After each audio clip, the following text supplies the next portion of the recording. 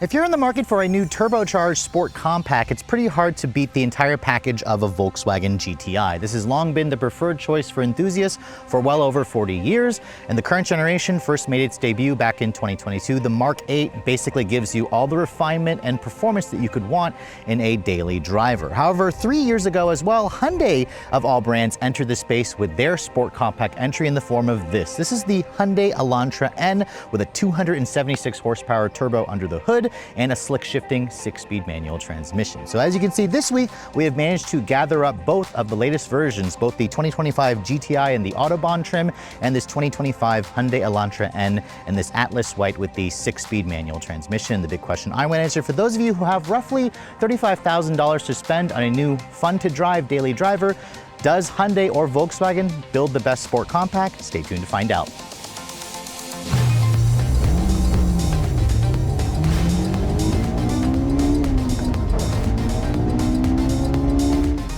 Now, when you're looking to buy a sport compact, power is often a huge deciding factor. So both of these vehicles underneath the hood actually have 2-liter turbocharged engines, but it's actually the Hyundai that has more power, and Hyundai also goes a step further by offering 2 different transmissions. Now, first going underneath the hood of the GTI, you can see this is the company's signature motor. It's a 2-liter gasoline direct injection turbo 4-cylinder, part of their EA888 engine family, and the power figures here are unchanged from 2024, although Volkswagen gave it a nice power boost for this 8th generation, now making 241 horsepower and 273 pound-feet of torque. It all goes out through a 7-speed dual-clutch transmission. The 6-speed manual has been discontinued for 2025. However, if you want the stick with this engine, though, Volkswagen will happily sell you a Jetta GLI, which you can still pick between a manual or a 7-speed dual clutch. Now, all GTIs remain front-wheel drive with a electronic limited slip differential. Volkswagen calls it VAQ. Fuel economy is rated at 24 in the city, 32 on the highway. With its 13.2-gallon fuel tank, you should be able to do around 350 miles of range on a full tank. That is at least on regular gas. Premium is not required for this powertrain. Now, Volkswagen doesn't claim a 0 to 60 time, but we got 5.67 seconds in our most recent test. Top speed is 130 miles an hour, and as this car sits, it weighs in at around 3,100 pounds, so it is still among the lightest vehicles you're going to find in the segment. Now, in contrast, let's take a look at the Elantra N. So as you can see here, just like on the Volkswagen, there is a transverse mounted 2-liter gasoline direct injection turbocharged engine. However, in the Hyundai, it makes a little bit more power, around 35 more ponies for a total of 276 ponies and up to 289 pound-feet of torque. It all gets routed to the front wheels as well through a mechanical limited slip differential that Hyundai calls their N corner carving diff. You got a choice between either the standard 6-speed manual in our test car or an optional 8-speed dual clutch transmission, which should give you even quicker acceleration times. The Hyundai actually sent us the manual, so unfortunately we won't be able to compare it dual clutch to dual clutch. But if you're a purist, you're going to want the shift it yourself transmission anyways. Now, fuel economy is significantly less than the Volkswagen at 21 in the city, 29 on the highway. This has a 12.4-gallon fuel tank, so you'd be lucky to do 300 miles of range on a full tank. Now, the Elantra is required to run on premium gas, unlike the Volkswagen, which only recommends it. Top speed for this model is over 150 miles an hour, so technically it's quicker and faster than the GTI. And as this car sits, it also weighs in at around 3,200 pounds, so it's basically the same weight as the GTI next to it. Now, keep in mind, Volkswagen does offer a more powerful Golf R with an extra 90 or 80-ish horsepower, and it also comes with all-wheel drive. Technically, it would push it out of the price bracket of the Elantra N.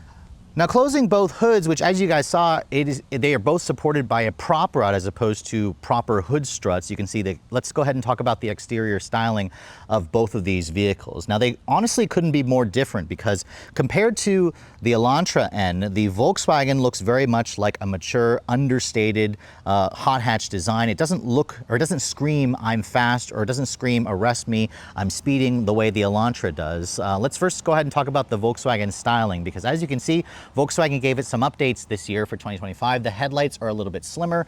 This car comes standard with their adaptive full LED headlights, which includes an LED daytime running light, LED turn signal, the GTI badge there in the grille, and then as you can see, it's got that trademark red line that goes through the grille, and it also has a new illuminated Volkswagen logo this year. It gives this vehicle a very distinctive light signature. I also love the LED fog lights on this car with the interesting 5 individual LEDs that are reflector styles that kind of looks like it's integrated into the actual honeycomb inserts of the grille. The front bumper, as you can see, got some tweaks this year. And overall, I think the updates that Volkswagen has made have improved the look on this car.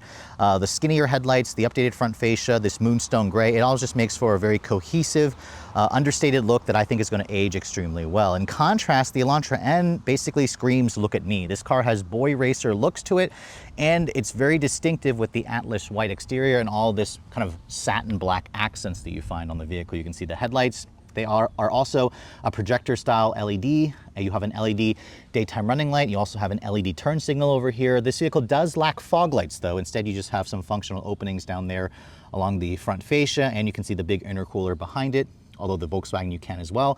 And you can see there's also that orangey red line that goes across the front fascia. And Hyundai gave this vehicle an update last year, and it certainly is an improvement versus the pre-refresh model, but at the same time, personally, I just prefer the looks of the GTI.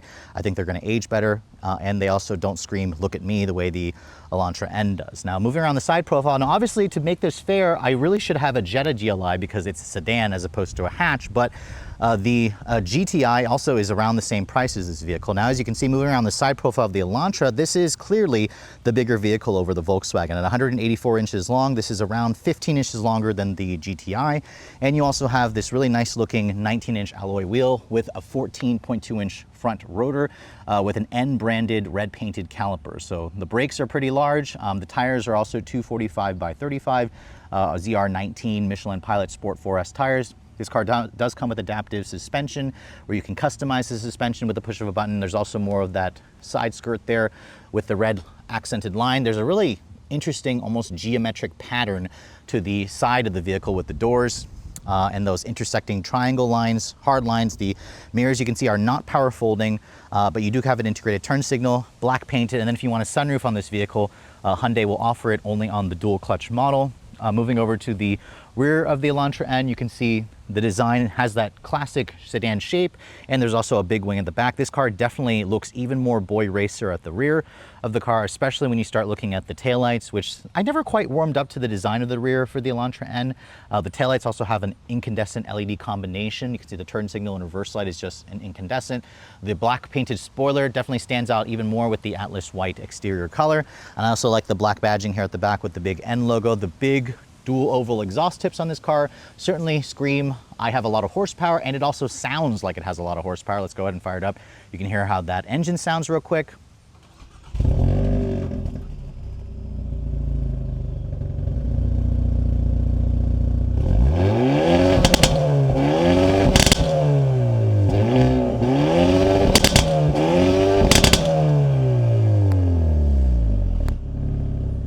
And the Elantra N definitely wins the race here in terms of engine noise with those backfires, those pops. It definitely sounds mean, and I love the way this thing sounds. Now, in terms of the cargo area, this is a sedan, but you have 14.2 cubic feet of storage space. It's usable, especially for a sedan. Unfortunately, the bracing there does limit folding the seat down. You can, but it's going to block the way if you have bigger items. There are hinges that crush your cargo, and then underneath the floor here, you can see there's no spare tire, just a fix-a-flat kit, but instead you have lots of additional underfloor storage, but there is room to add a spare tire if you'd prefer. Now, in contrast, let's walk back over to the Volkswagen, because as you can see, this vehicle is 169 inches long. So like I said earlier, around 15 inches shorter than the Elantra. Its wheelbase is also around 4 inches shorter. The Elantra is technically an inch wider. So this is the smaller car, but I definitely like the way the Volkswagen wheels look more. I mean, let me know in the comment section below, do you prefer the Elantra's satin black 19-inch wheels or this kind of bicolor design on the GTI with that horseshoe shape? I love these wheels. They're new this year, only on the Autobahn, 19-inch wheels. They're slightly skinnier tires, a 235 by 35 ZR19 Pirelli Hankook summer performance tires. The brake rotors are also slightly smaller, 13.5 inches, clamped down by red painted calipers as well. And this trim, being the Autobahn, also comes with adaptive dampers, all independent suspension, and I really just like the classy design with this vehicle. And then you can see along the side sill, there's a GTI badge there that looks a little bit out of place and aftermarket-y. The mirrors also power fold. You have integrated turn signals. I like how they're body colored as opposed to the black on the Elantra. And then this being the Autobahn trim comes standard with the pano sunroof. That comes standard if you guys go for the SE trims and up. The Elantra technically doesn't offer a pano sunroof. And then looking at the rest of the profile, it just has a very understated, classy design that's instantly recognizable as a hatch. and I love it for its practicality. Keep in mind, again, the Jetta GLI is really going to be the more direct competitor for this vehicle. Now you can see, being a GTI, it has a pretty subtle spoiler at the back here.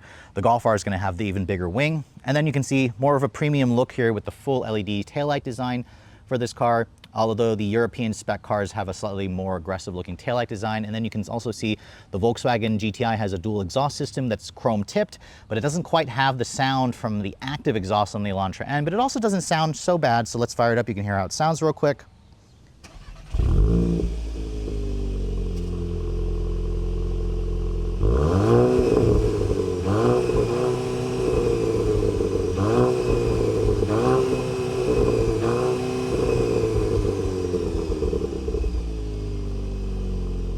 Now again, if you guys want a meaner sounding GTI or meaner sounding Golf, the Golf R offers an Akrapovic exhaust, which you can't get on the GTI, but that's still not a bad sound. You can see there's the classic GTI badging there. Push that open, that opens up the hatch. And as you can see, being that this is a hatch, the GTI wins in the cargo capacity. You have around 19.9 cubic feet of space with the seats up. There's additional storage there off to the side. And if you look underneath here, Volkswagen also gives you a temporary spare, so you don't have to deal with a fix-a-flat kit or an air compressor. And if you want to fold down the back seats here, you can do so, obviously, from right here. Push that forward, it expands the cargo to around 34.5 cubic feet of space. And this is exactly the reason why hot hatches are just the more practical vehicle over a sedan. But again, a lot of Americans are still apprehensive about hatches. But again, if you compare the two vehicles side by side right now, this is clearly going to be the winner if you plan to use this to haul a bunch of stuff. So now let's move on to the interior of both of these vehicles. I'm going to start off with the Elantra because this is technically the cheaper car. I'll reveal the pricing toward the end of the video, but looking at the interior, I hope you guys like a black interior with contrast blue stitching because this is your only color combination. As you can see, the Elantra N has these really aggressive racing bucket looking seats with the illuminated N logo. This reminds me a lot of BMW M products. Doesn't surprise me because they poached Albert Biermann from BMW's M division from years ago. He's been ahead of their performance R&D handling dynamic center for a few years. You can see material quality on the door panels.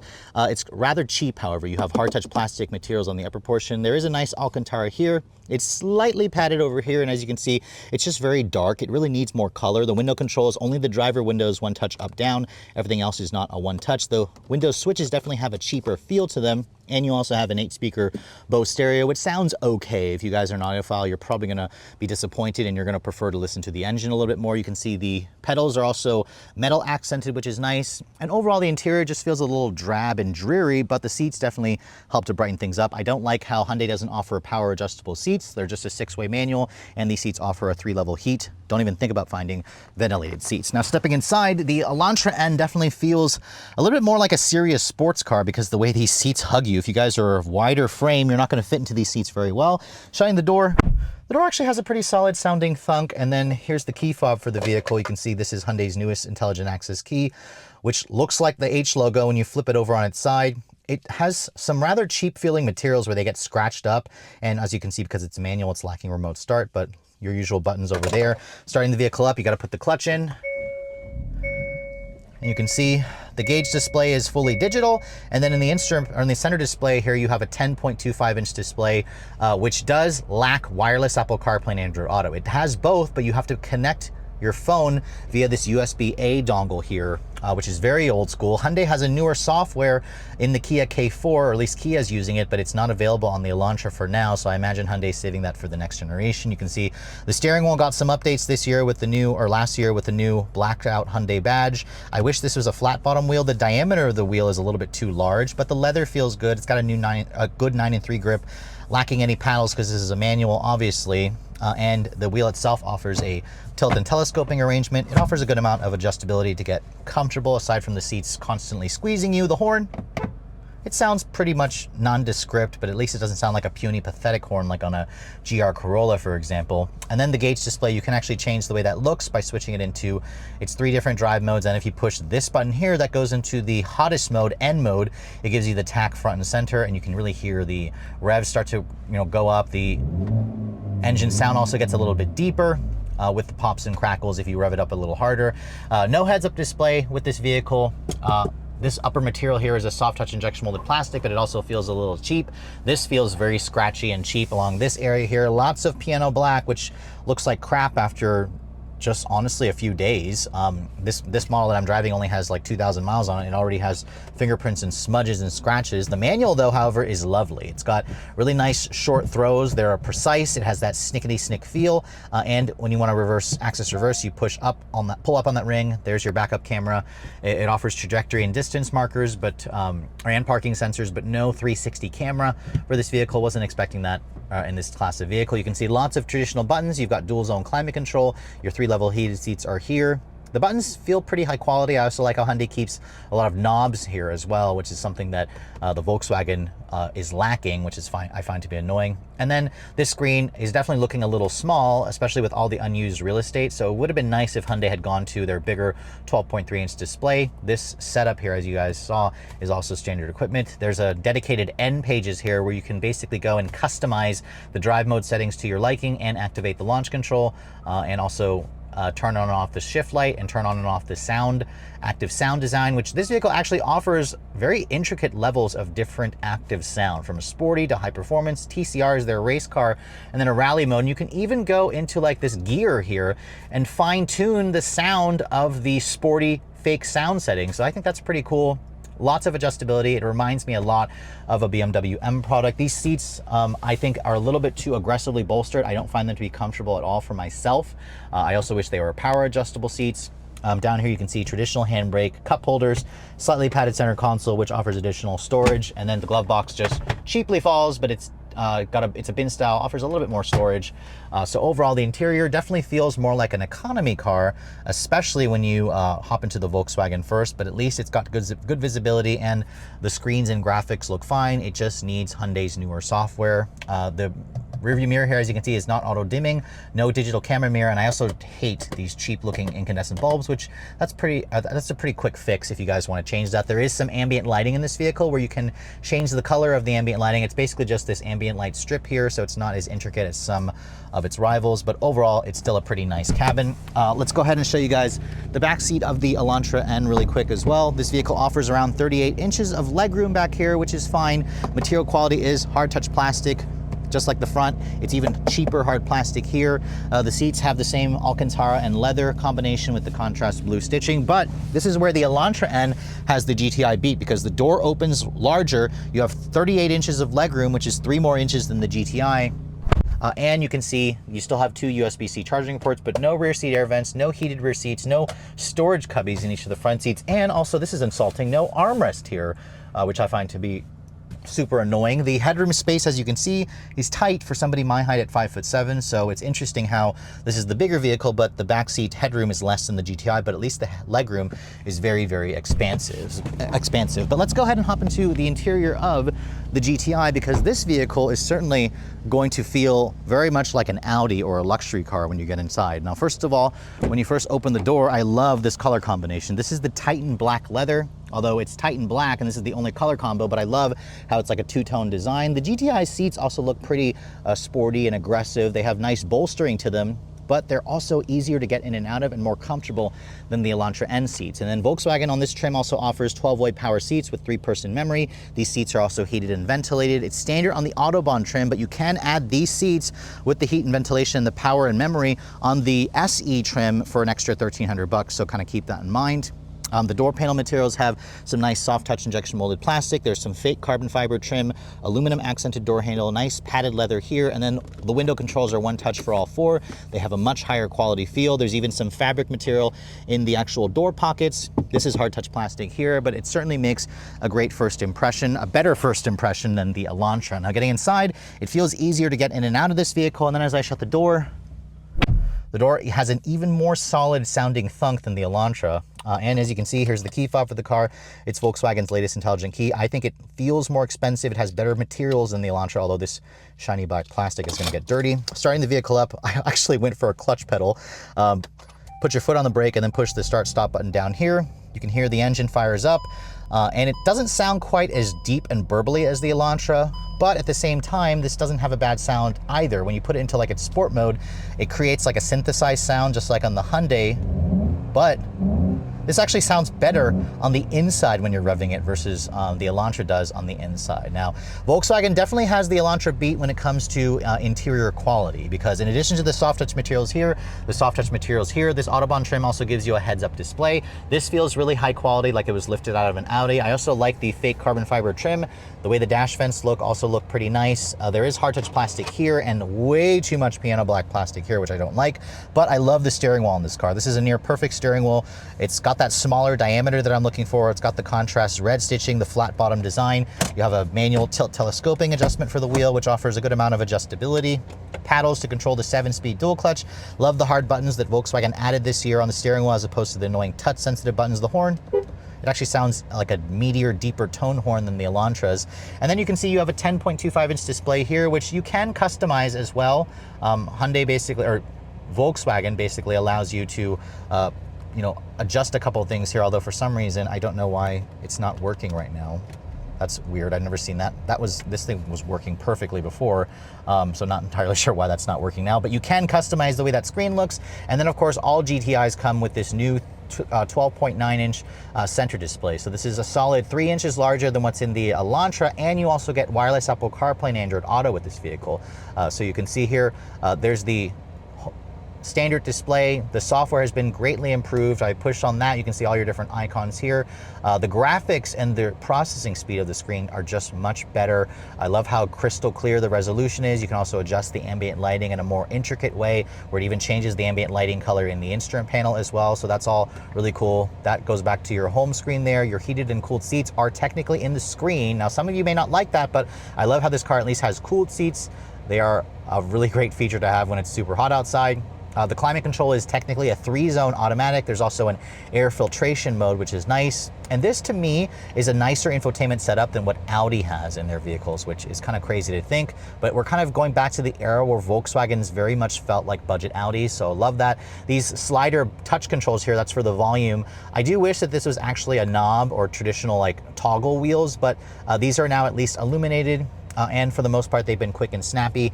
Down here, you can see you've got a wireless phone charging pad, which the Elantra also had, but this charges faster and it's also ventilated to help keep your phone cold.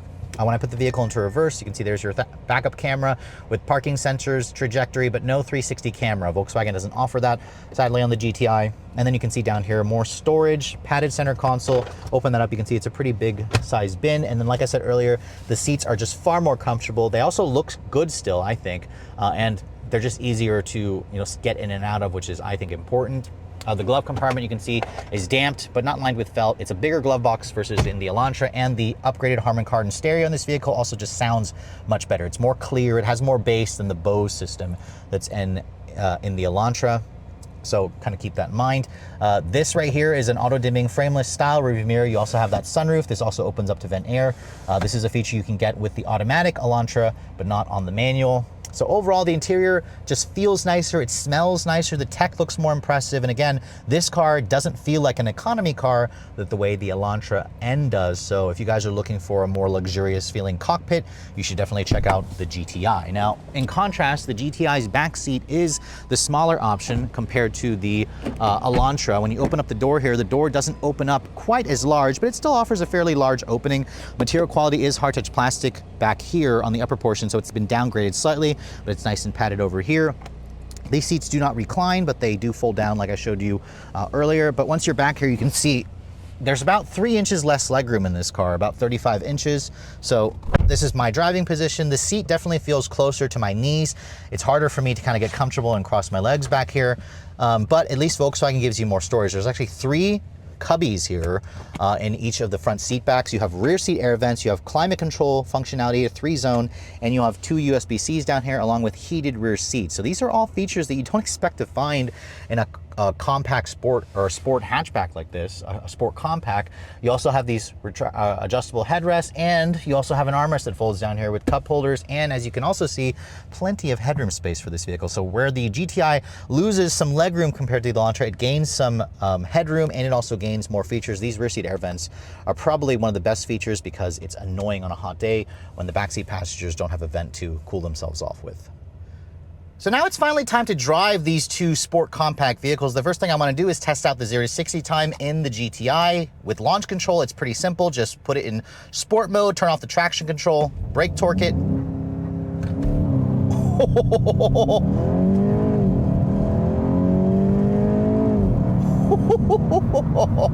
5.95 seconds there. Now that's with it more going slightly uphill, and I've tested it on a level surface. This vehicle will do it in 5.67 seconds. So the GTI is certainly not lacking in performance, and even though it is down on power compared to the Elantra N, I suspect these Germans, these crafty Germans, have probably underrated this engine, so I wouldn't be surprised if this vehicle is making closer to the 270-ish power that Hyundai is quoting for the Elantra N. But even though the GTI has been around for a little bit, this chassis really still shows that Volkswagen knows how to build a driver's car. And it's also hooked up to an incredible dual clutch that just feels like it's constantly reading your mind. It's so quick and snappy and responsive when you want it to be, yet it also is smooth and comfortable when you want it to be as well, when you're just driving it normally. The steering of this car is really quick and direct, transmits a good amount of feedback, the suspension stays nice and flat, and this car also comes with the adaptive dampers. Now, you do need to buy the Autobahn trim and spend over 40 grand to get the adaptive dampers, but it produces a comfortable ride quality, a stable chassis, a solid feeling car as well, with seats that also hold you in place that are comfortable. They're also heated and ventilated. The cool functionality, I will say, doesn't feel as good as I'd like it to. I can barely feel that it's actually cooling off my bottom and my back, but visibility in the GTI is also really good. You can see out of the front, the side, and the rear quite nicely. And this car does come with Volkswagen's VAQ, which is their electronic limited slip differential, which means it actually does a pretty decent job at putting the power down, and this engine just loves to rev. Even though it shows like a 6,500 RPM Redline, it will keep pulling all the way to 7,000, and it really just reminds you that Volkswagen knows how to do a wonderful chassis, a wonderful engine, a great transmission, and it may not have the same pops and crackles as the Elantra, but it does have some pops and backfires from the exhaust. A little bit there. And just like in the Hyundai, this vehicle is pumping in or synthesizing the sound a little bit. It's kind of just amplifying the sound, but I like it. It sounds very guttural. The exhaust has the pops and cracks. The transmission is really quick to read your mind, and the paddles also work well. And even though the GTI doesn't offer a manual anymore, I'm okay with it because I find this dual clutch to be much better versus the last dual clutch that I tested in the Elantra N, although the Elantra that we're driving today is a manual. But I have to say, starting off in the drive here in the GTI, it really sets the bar high. It reminds you that this is the benchmark hot hatch, and Hyundai, even though the Elantra N is good, this is a car that's going to constantly put a smile on your face.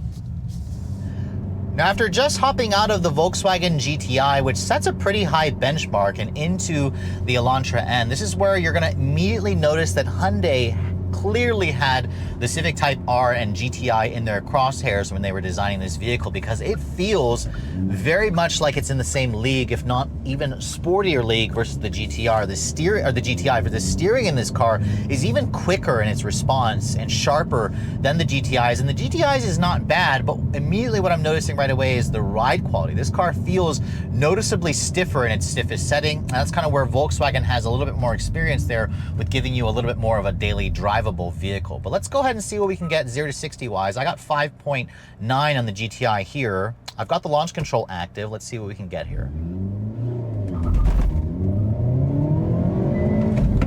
A little bit of wheel hop.